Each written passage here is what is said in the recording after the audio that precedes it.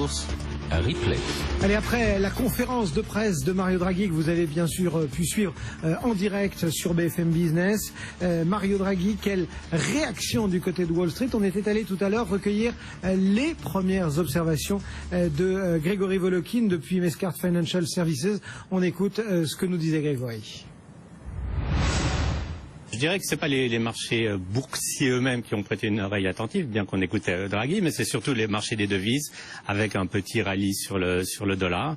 Mais ce qu'a regardé surtout Wall Street ce matin, ça a été un peu les chiffres qu'on a vus, et je dirais que j'ai trouvé quelque chose d'assez intéressant. En fait, vous savez qu'il y a la balance commerciale qui a été publiée, qui est meilleure que prévu. Donc le déficit commercial est moins important que prévu. Mais surtout, en fait, il y a une belle hausse des exportations en direction de l'Europe. Et ça, c'est quand même un bon signe parce que ça montre que pour les Américains, il y a quand même encore un partenaire commercial qui est capable d'augmenter ses achats. Donc c'était, je pense, quelque chose qui a été bien reçu ici. Voilà donc pour l'aspect BCE, l'aspect conjoncturel maintenant aux États-Unis. Comment on analyse les tout derniers chiffres? On pourrait notamment regarder ce market service, ce PMI qui est tombé 56,1 en août. On est un petit peu au-dessus de ce qui était attendu. Oui, et vous savez que on est au-dessus, on attendait 55. Vous savez que les services aux États-Unis, c'est 90% de l'économie. C'est vraiment très très important. Donc c'est bien reçu aussi. Il ne faut pas oublier maintenant que on va bientôt commencer à analyser chaque chiffre, si on l'a pas déjà fait, en fonction de la future réunion de la Fed. Malheureusement, c'est beaucoup de temps perdu d'analyser ces chiffres de cette façon-là. Mais je dirais que ce qui est très important, c'est surtout de voir si demain le chiffre de l'emploi confirme encore cette bonne direction de l'économie. Et moi, j'ai l'impression vraiment que ce consensus qu'il n'y a que 35% de chances pour une hausse des taux en septembre est totalement à côté de la plaque, et que à moins qu'il y ait de nouveau des très grosses turbulences sur les marchés, mais vraiment alors je dirais une correction encore de 5 à 10%, à moins de ça, je pense que la Fed se sentira assez à l'aise pour remonter les taux de au moins 25 points de base. Pourtant, cette réserve fédérale américaine, elle fait tout ce qu'il faut pour peut-être pas troubler, mais pour se laisser toutes les cartes en main, avec et des minutes l'autre fois et un beige book hier, qui sont tout ce qu'il y a de plus ouvert, non? Oui, c'est-à-dire que d'abord, ça fait quand même 2 ans qu'elle dit qu'elle va monter les taux. Il faut se souvenir du tempo.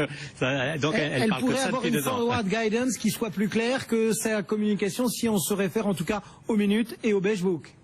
Oui, on est d'accord aussi, mais je pense que d'avoir cette guidance assez vague est quand même une bonne chose, parce que ce que la Fed veut surtout éviter, c'est que les taux se tendent trop rapidement. Donc actuellement, on est, je dirais, dans un état d'esprit ici où les marchés ont certainement peur du ralentissement conjoncturel, et notamment dans les pays émergents et en Chine, mais la politique de la Fed le 17 et le 18 septembre n'empêche personne de dormir à New York, et en tout cas pas moi. Qu'est-ce qu'il en est du côté de l'emploi? Parce que on le sait, et on le compare souvent comme ça, c'est une espèce de fusée à plusieurs étages qui progresse vers le vendredi, et on a déjà eu 2 de ces étages qui se sont détachés au cours des dernières heures. Comment est-ce que vous appréhendez finalement le chiffre de l'emploi qui tombera demain à 14h30?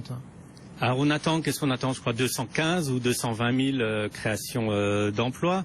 Ce que j'appréhende, si je puis le dire, c'est que ce qui est intéressant, ça serait de voir s'il y avait un écart extrêmement important. Évidemment que si le chiffre arrive à 300, 350 000, enfin quelque chose de totalement incroyable, tout le monde va changer ses projections par rapport à la réunion de la Fed. Et si le chiffre arrive d'une façon très très faible, on aura peut-être, contrairement à ce qu'on pourrait penser, un rallye de nouveau sur les marchés en se disant bon, cette fois il n'y aura pas de hausse des taux. Mais moi, ce que je pense, c'est que tous les signes sont là pour prouver que l'économie est en train de créer des emplois. Et le premier signe qu'on a eu cette semaine, ça a été ce chiffre de la productivité.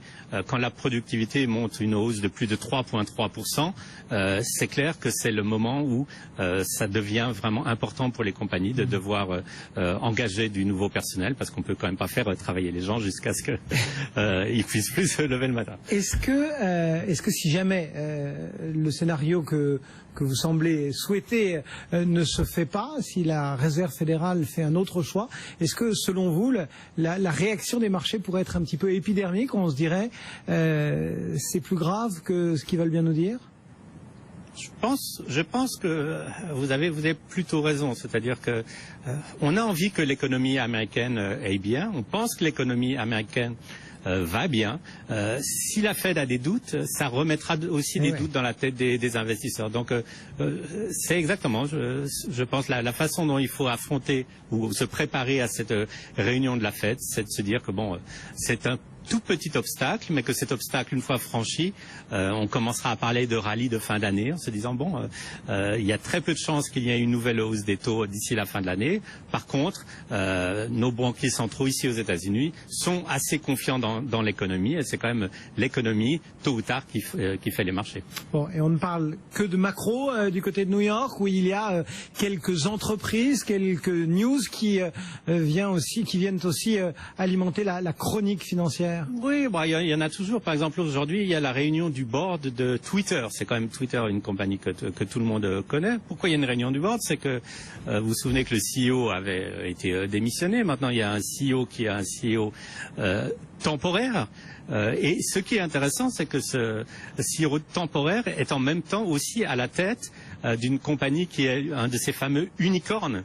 Donc ces compagnies qui ont déjà plus qu'1 milliard de valorisation avant d'être introduites en bourse. Ça s'appelle Foursquare. C'est une compagnie qui a 6 milliards de valorisation avant d'être introduite en bourse. Et on a l'impression que le board de Twitter va lui dire bon, il faut que vous choisissez. Est-ce que vous restez dans une compagnie qui est privée avec tout l'upside que vous pouvez avoir peut-être lors de l'introduction en bourse, ou bien est-ce que vous essayez de reconstruire, en tout cas, de reconstruire non seulement les activités de Twitter, mais surtout le cours de bourse de Twitter, hein, qui s'est écroulé ces dernières semaines.